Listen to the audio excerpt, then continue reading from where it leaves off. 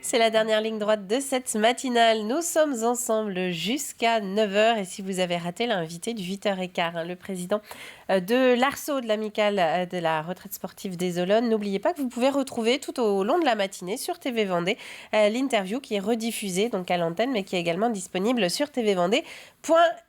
C'était un joli moment d'humilité. Alors ce matin, il nous reste encore pas mal de sujets intéressants à partager ensemble. On va parler notamment emploi. Près de 1300 postes étaient à pourvoir cette année sur le secteur de l'industrie métallurgique. À 1300 emplois rien qu'en Vendée. Une vingtaine d'entreprises a organisé des portes ouvertes pour proposer aux candidats de venir directement sur place à découvrir les outils de travail. Le coup de pouce aux assos à présent. Il va s'intéresser à la prévention routière cette semaine. Bernard Perrin et toute son équipe sont à la recherche d'animateurs qui sont prêts à intervenir dans différents établissements pour rappeler les bons usages sur la route, qu'on soit à 2 ou 4 roues. Et puis dans le plus de l'info, eh bien, nous revenons aujourd'hui sur un sujet qu'on a rapidement abordé dans les différents JT hier, c'est l'accessibilité du 4e âge à la lecture et donc les efforts que peuvent peut-être faire l'ensemble des bibliothèques du département pour les 80 ans et plus. Nous regardons la météo avec toujours des températures, on le dit depuis 7 heures, tout à l'heure très basses, ainsi qu'un ciel plutôt couvert ce matin. Des gelées matinales également ont été signalées par les prévisionnistes associées à quelques brouillards. Soyez donc très prudents si vous prenez la route ce matin sur l'ensemble du réseau vendéen. Cet après-midi, ce sera beaucoup plus simple pour tout le monde. Des nuages partout avec cette couverture nuageuse donc qui, vous voyez, est omniprésente sur l'ensemble du département. Et il fera quand même un petit peu plus chaud que ce matin, notamment 12 du côté de la Tranche-sur-Mer. 11 plutôt dans les terres. Les marées de ce mardi matin. Nous en parlions également hier. Ça y est, les coefficients commencent à remonter très légèrement. La mer, elle, est aussi actuellement en train de remonter. Elle sera même au plus haut en tout début d'après-midi. Passons à la carte des marchés alimentaires de ce mardi. Nous allons aller du côté de La Roche-sur-Yon, par exemple, aujourd'hui. Depuis le 12 septembre dernier, vous les avez peut-être déjà visités. Les halles sont ouvertes tous les jours de 8h à 13h, sauf le lundi et le mercredi. Les halles de La Roche, qui serait donc la plus grande surface de vente de produits frais du département. Voilà pour les informations pratiques de ce mardi matin. André, bonne fête et on passe au journal.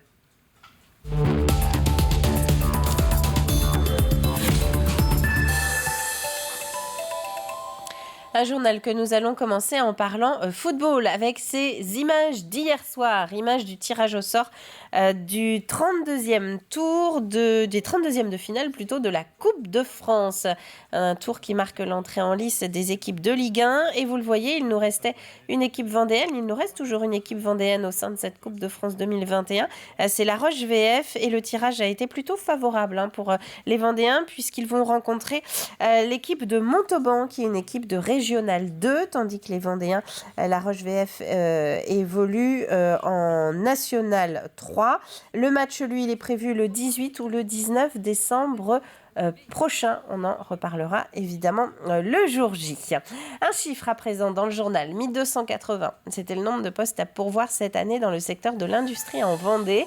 Un chiffre du syndicat professionnel vendéen de la métallurgie, l'UIMV, qui a organisé donc la semaine dernière une vaste opération de portes ouvertes. 19 entreprises ont reçu le grand public pour leur présenter la réalité du secteur.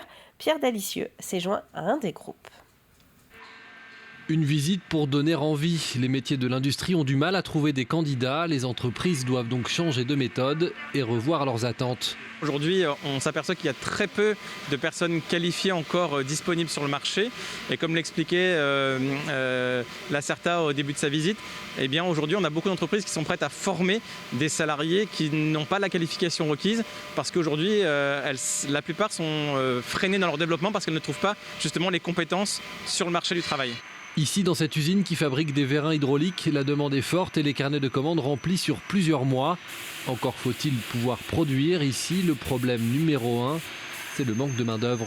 Le rebond en fait sur 2021 est très très fort et nos projections en fait sur 2022 sont encore 15, 20, voire sur certains clients 30% supérieurs. Et là, notre difficulté aujourd'hui, à part la tension qu'il y a sur la matière, donc le plus gros, c'est l'emploi. Aujourd'hui, ça nous bloque pas complètement, ça nous diminue notre potentiel en fait de progression. Mais avec les ambitions qu'on a pour l'année prochaine et les années à venir, ça va très fortement nous bloquer, oui. Une visite qui permet de changer l'image de la métallurgie et plus largement de l'industrie. Et visiblement, chez certains, l'opération séduction semble fonctionner. C'est très intéressant. Parce que ça montre des métiers qu'on n'a pas encore découverts et ça montre des techniques que chaque entreprise a particulières, quoi. Des problèmes de recrutement qui s'ajoutent aux problèmes de pénurie de matières premières, deux problématiques qui concernent de très nombreux secteurs d'activité. Et quand on dit que l'industrie métallurgique recrute dans le département, jugez plutôt 6 entreprises sur 10 seraient actuellement en recherche de nouveaux salariés. Quelques images à présent de cette voiture que vous allez peut-être croiser sur la route. Alain Leboeuf, le président du département, va désormais rouler à l'énergie vendéenne. Alors derrière le slogan, il y a surtout l'engagement de s'approvisionner effectivement en local, notamment pour l'hydrogène vert, produit depuis quelques mois maintenant à Bouin au sein de l'usine Life. Le grand public, ce sera progressivement parce qu'il va falloir vraiment que ce soit produit en grande quantité. Néanmoins, je suis intimement persuadé qu'il y a déjà des entreprises qui vont pouvoir être intéressées, celles en particulier qui font de la distance, parce que le gros avantage de l'hydrogène, c'est qu'il y a beaucoup plus d'autonomie et la recharge se fait en 3 minutes, comme lorsqu'on va faire son plein d'essence. Et les collectivités locales s'y mettent aussi. Montaigu-Vendée vient également de se doter d'une flotte de véhicules électriques, des voitures, mais également des vélos et des triporteurs. L'idée pour la ville, c'est de rouler plus vert et de faire des économies. Petit à petit, on renouvelle notre flotte avec des véhicules qui ont une énergie décarbonée, donc à l'électricité pour le moment, peut-être un jour à l'hydrogène. Et donc aujourd'hui, on a renouvelé 20% de notre flotte de véhicules. C'est les véhicules de service en fait, pour les services techniques, mais aussi pour les services administratifs. Voilà, c'est 20 véhicules, c'est 20% de la flotte qui est aujourd'hui renouvelée. Le projet, évidemment, il s'associe, il se fait en parallèle du plan climat avec lequel on a une ambition de production d'énergie localement, à la fois évidemment avec du panneau photovoltaïque, mais aussi de la méthanisation. On a des éoliennes à Saint-Philbert-de-Bouenne et puis tout un projet qu'on va lancer avec des ombrières sur des parkings notamment. Et puisqu'on parle de démarche responsable, place maintenant aux trophées Éco-Défi qui ont été remis en fin de semaine dernière par la Chambre de métiers et de l'artisanat Vendée à 15 artisans et commerçants lyonnais engagés en faveur de l'environnement. Une cérémonie qui avait été précédée par une autre remise de prix du côté de Talmont-Saint-Hilaire quelques jours avant. Au total, ce sont 34 entreprises vendéennes qui ont ainsi obtenu la marque Éco-Défi 2021 après audit. On demande aux artisans de la Vendée de faire 3 défis sur leur année sur 7 thématiques différentes. Il faut qu'ils en choisissent 2. Et ça peut être sur l'écologie, sur les déchets, sur l'électricité, l'énergie. Il y a plusieurs thématiques qu'ils doivent choisir. Le but, c'est que chaque entreprise déjà se mobilise par rapport à ce sujet et puis qu'on puisse faire boule de neige et que toutes les entreprises puissent vraiment se poser les bonnes questions. Nous prenons à présent la direction du nord-ouest vendéen à la découverte ou redécouverte du Salon de la sculpture de la Garnache. C'est la 6e édition. À chaque fois, les organisateurs sillonnent les galeries de toute la France pour proposer ensuite ce temps fort de l'art contemporain au plein milieu rural. Grégoire de Châtillon. Un dromadaire, un rhinocéros, des sculptures monumentales. Elles sont l'œuvre de Christian Champin, un sculpteur qui joue avec le métal et la récupération. Pour l'artiste, chacune de ces sculptures devient alors la réincarnation positive des déchets générés par une société d'hyperconsommation. Un peu plus loin, l'animal devient poésie avec ses sculptures de fil de fer et de papier. Elles sont signées de l'artiste Hakim Mouhous. L'espace culturel de la Garnache expose le travail de 10 sculpteurs de renommée nationale. On les a repérés, bien sûr, soit dans des expositions, soit dans des galeries, souvent des grandes galeries à travers toute la France. On va à leur rencontre. Si ça nous plaît, si vraiment leur travail nous plaît beaucoup, on les contacte et on va les voir et on essaie de les persuader. Mais c'est très facile maintenant puisque en fait, ils vont sur notre site et ils voient bien déjà les sculpteurs qu'on a exposés et qui sont de grand niveau. Créer un événement exceptionnel en milieu rural, quand l'art donne rendez-vous aux émotions, c'est le credo de ce couple organisateur de ce 6e salon de sculpture. Les collectionneurs commencent à connaître la renommée de notre salon et viennent de toute la région, ça c'est sûr, Nantes, les Pays de la Loire, mais aussi de toute la France. Plus de 200 sculptures sont à découvrir dans ce salon. Je trouve que c'est un très très bel ensemble avec plein de matériaux différents qui sont travaillés et je trouve que ça donne ici en plus dans ce bâtiment quelque chose qui est très intéressant. Des œuvres à 100 €, d'autres à plus de 60 000 €. Des sculptures exposées jusqu'au dimanche 5 décembre à l'espace culturel Jacques Prévert de la Garnache. Et puis avant de passer à la météo, quelques images à présent des illuminations de La Roche-sur-Yon. Elles ont été lancées il y a quelques jours. Le village du Père Noël lui va ouvrir ses portes le 11 décembre dans les jardins de la mairie. Vous pourrez rencontrer ce Père Noël jusqu'au 24 décembre, puisqu'après, a priori, il a un programme un petit peu chargé, j'ai cru comprendre. Notez que La Roche-sur-Yon organise également tout un week-end de festivités en plein air. Ce sera justement les 11 et 12 décembre prochains. Voilà pour les informations de ce mardi matin. On va maintenant laisser place au bulletin météo de Juliette, son dernier bulletin d'ailleurs, puisqu'à partir de demain, vous allez pouvoir retrouver une petite nouvelle à l'antenne. Vous allez entendre. Bonjour à toutes et à tous, ravie de vous retrouver pour ce nouveau bulletin météo qui annonce un temps bien mitigé pour les prochains jours, au programme des nuages et même quelques précipitations possibles. Mais d'abord, regardons de plus près ce mardi 30 novembre. Après une nuit calme et dégagée, ce sont donc des bancs de grisaille qui s'invitent sur la majeure partie du département. Les températures sont toujours fraîches avec 2 degrés à la Châtaigneraie, 4 à Montaigu-Vendée, 9 en bord de mer et 11 sur les îles. Dans l'après-midi, la couverture nuageuse reste omniprésente. Le thermomètre affiche 9 degrés à Fontenay-le-Comte, 11 à La Roche-sur-Yon, 12 sur le littoral et 13 à l'Île-Dieu. Jetons un rapide coup d'œil à présent sur ce début de mois de décembre qui commence mercredi sous la pluie avec le passage d'une perturbation active toute la journée. Des rafales de vent sont aussi notables avec des pointes jusqu'à 60 km/h. Le mercure est compris entre 9 et 12 degrés. Jeudi, le soleil revient partiellement le matin, mais est vite caché par des nuages l'après-midi. Les températures s'échelonnent de 2 à 9 degrés au cours de la journée. Enfin, vendredi, des averses modérées à fortes débarquent en Vendée, mais elles s'estompent en seconde partie de journée. Le vent est sensible avec des rafales jusqu'à 65 km/h et côté mercure, notons 2 à l'aube et 12 au meilleur de l'après-midi. Et maintenant, retour à ce mardi 30 novembre. Nous perdrons 2 minutes d'ensoleillement. Nous souhaiterons une belle fête à tous les André.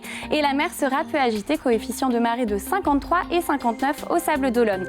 Très beau mardi à toutes et à tous et vous aurez le plaisir de retrouver très bientôt Fanny pour un nouveau bulletin météo sur TV Vendée.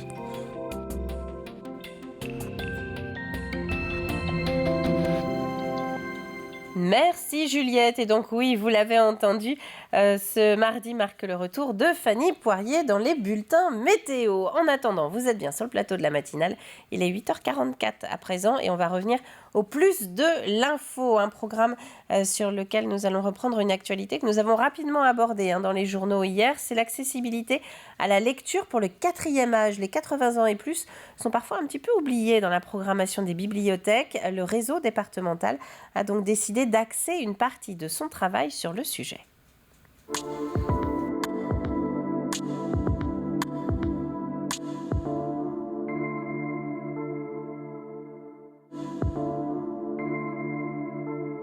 Vous avez toute la tranche des baby-boomers qui sont nés entre 45 et 54, qui, dans leur jeunesse, en fait, ont connu l'explosion de l'offre culturelle, une offre dont ils ont bénéficié et qui, arrivant au moment de la retraite, continuent de bénéficier de cette offre et ce sont souvent de bons lecteurs. Ce qui fait qu'aujourd'hui, même s'il y a quand même au moins 35% des seniors entre 65 et 75 ans qui ne lisent pas.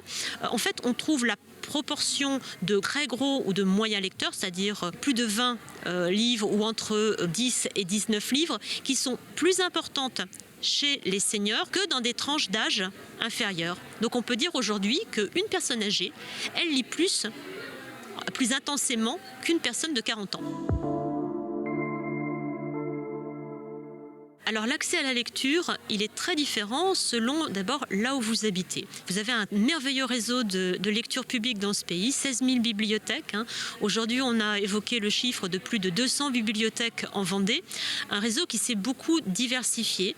Et aujourd'hui, accéder à une bibliothèque, c'est beaucoup plus facile qu'il y a 20 ans. En revanche, il faut être autonome, il faut pouvoir se déplacer. Donc là, j'ai envie de dire qu'il faut reporter la question sur est-ce qu'une personne peut venir à pied ou est-ce qu'elle peut prendre sa voiture quand elle habite à 10 km de la bibliothèque pour s'y rendre. Ensuite, il y a la question de l'accessibilité, il y a la question des facultés cognitives du lecteur. Et aujourd'hui, en fait, il y a beaucoup de moyens qui se sont développés pour permettre à une personne qui a des difficultés de lecture d'accéder malgré tout aux livres.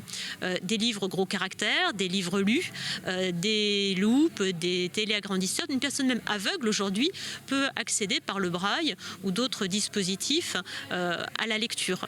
Et ça, c'est vraiment une grande avancée par rapport à ce qui était offert il y a 30 ans, par exemple. Ça, c'est peut-être aujourd'hui le petit déficit qu'on peut avoir dans les bibliothèques, c'est qu'on se rend compte que les personnes âgées sont sensibles à la lecture, pour elles c'est important, mais dans les politiques d'animation en particulier qui ont été mises en place, parfois elles sont oubliées, parce qu'on est peut-être plus sensible aux enjeux de la jeunesse, des familles, et c'était évoquer ensemble comment leur proposer des collections, des animations plus diversifiées et puis surtout comment créer des partenariats. Parce que moi, ce qui me frappe dans la journée, c'est que finalement en bibliothèque, on est des spécialistes de l'animation, de la culture, du livre, mais on connaît peu ces publics. Et là, il y a besoin de se rapprocher des organismes socio-médicaux. C'est essentiel de nouer des partenariats pour pouvoir avancer auprès de ces publics et leur offrir un service comme à l'ensemble de la population. Et c'est un plus de l'info sur la lecture et l'accessibilité du 4e âge à la lecture que vous allez pouvoir retrouver sur tvvendée.fr dans la rubrique Actu. On passe à la chronique asso.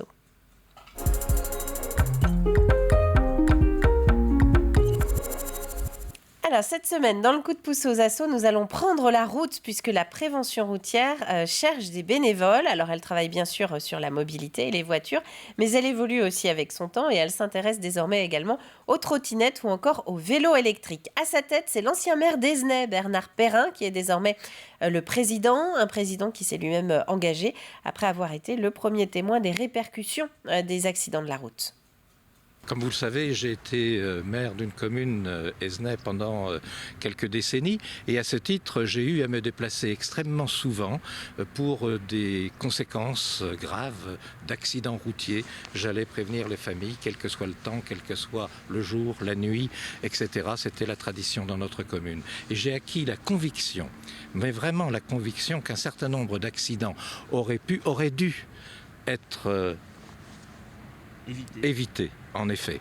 Et c'est la raison pour laquelle je m'étais toujours dit, quand j'aurai un peu plus de temps, j'essaierai à mon tour de passer un peu de temps pour contribuer à faire en sorte qu'il y ait moins d'accidents sur la route. Voilà, c'est tout simple. Changer ses comportements, c'est une chose. Par contre, ça demande beaucoup de travail, et surtout des bénévoles. Et ça, c'est ce qui vous manque un petit peu en ce moment. Nous manquons de bénévoles parce que nous intervenons bien sûr dans les écoles, quand nous essayons de faire changer les comportements, il faut intervenir auprès des plus jeunes. Et nous intervenons notamment auprès des CM1, CM2, auprès des collégiens, car ils conduiront demain une voiture ou autre véhicule. Nous essayons aussi d'intervenir dans les entreprises parce qu'il y a de nouvelles vulnérabilités, le téléphone au volant, mais aussi les addictions. En Vendée, nous sommes malheureusement trop bien placés pour le savoir. Et puis nous intervenons beaucoup auprès des seniors parce qu'il y a bien plus de ronds-points qu'autrefois, il y a bien plus de voitures qu'autrefois, il y a bien plus de panneaux. Et comme des gens comme moi ont passé leur permis il y a très longtemps, on a besoin de veiller à ce que les connaissances du code de la route soient remises à jour, de veiller à ce que les gens aient les bons réflexes pour qu'ils soient tout simplement, qu'ils puissent se déplacer le plus longtemps possible en sécurité. Donc ce que vous cherchez finalement, c'est des médiateurs pour expliquer, pour remettre en fait à niveau tout le monde ou alors faire découvrir la sécurité routière. Tout à fait. Et actuellement, nous développons par exemple des programmes pour l'utilisation de trottinettes électriques par exemple, ou la sensibilisation à l'utilisation de vélos à assistance électrique, mais aussi aux voitures actuellement sans boîte de vitesse automatique. Bref, nous intervenons avec tous les véhicules actuels auprès des gens. Et donc, on vous souhaite bonne recherche alors dans vos bénévoles et puis surtout bonne route, c'est important.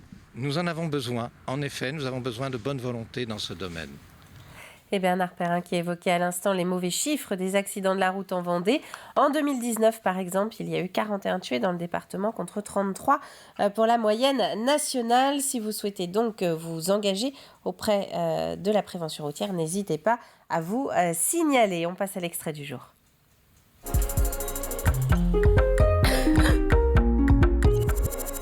Alors, quel nouveau programme va sortir sur TV Vendée aujourd'hui ? Nous sommes mardi, place donc à Backstage. David Ovinet reçoit aujourd'hui le chanteur de reggae ivoirien Léopold de Cassa, plus connu sous son nom d'artiste Ras Menga. Regardez.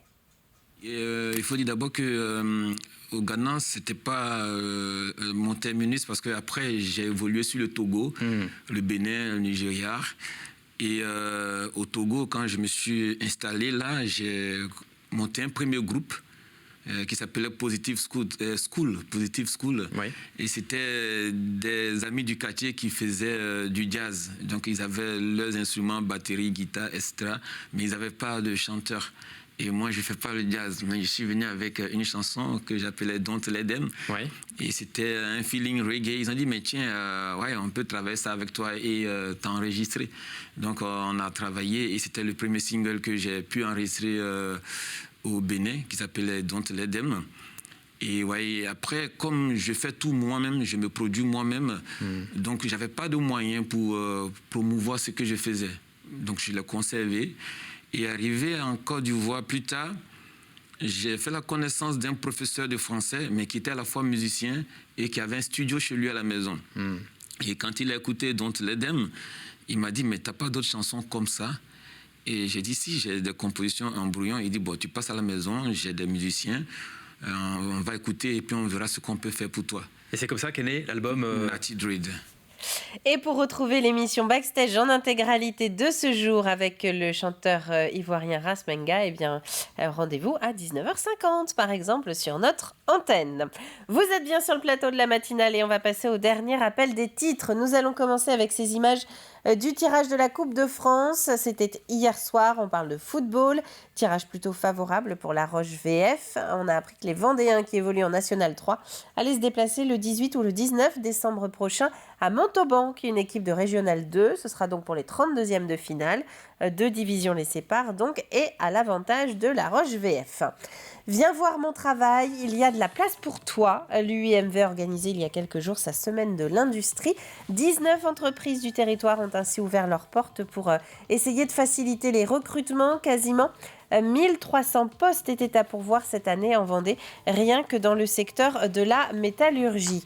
Départements et collectivités locales également qui veulent rouler un peu plus vert. Le président du département vient de recevoir une voiture qui va fonctionner à l'hydrogène vert, une énergie produite à Bouin et distribuée notamment sur l'ancien site Michelin de La Roche-sur-Yon à Montaigu. Ce sont les voitures de la municipalité qui changent progressivement au profit de l'électrique, mais aussi du vélo et des triporteurs. Et puis si vous êtes amateur d'art contemporain, il vous reste quelques jours maintenant pour aller à la découverte du 6e salon de la sculpture à la Garnache.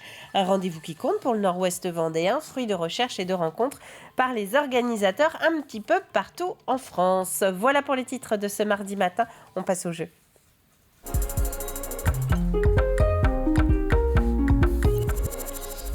Alors, je vais arrêter de tousser pendant les jingles parce qu'on me dit que ça s'entend. Donc, on passe directement à la question. Question toute simple. Qu'est-ce qu'un puce-capin phanophile, dites-moi? Qu'est-ce qu'un puce-capin phanophile? C'est la question de cette semaine. Vous avez jusqu'à vendredi midi pour envoyer votre réponse sur tvvendée.fr, donc sur le site internet de TV Vendée. Il y aura un seul gagnant cette semaine, mais quel gagnant, puisque vous voyez que notre partenaire, c'est la Maison Planchot. À la clé, c'est un panier garni surprise spécial fête qui est mis en jeu. Et si vous trouvez la réponse donc à notre question de ce qu'est un puce-capin phanophile, l'indice du jour, bien pratique pour les bébés et leurs parents. Bien pratique pour les bébés et leurs parents. N'hésitez donc pas à participer jusqu'à vendredi midi. C'est la fin de cette matinale. Merci à vous de l'avoir suivi. On va se retrouver demain matin, comme d'habitude, dès 7h et de bonne humeur pour un nouveau début de journée ensemble. D'ici là, très bonne journée à vous tous et à demain.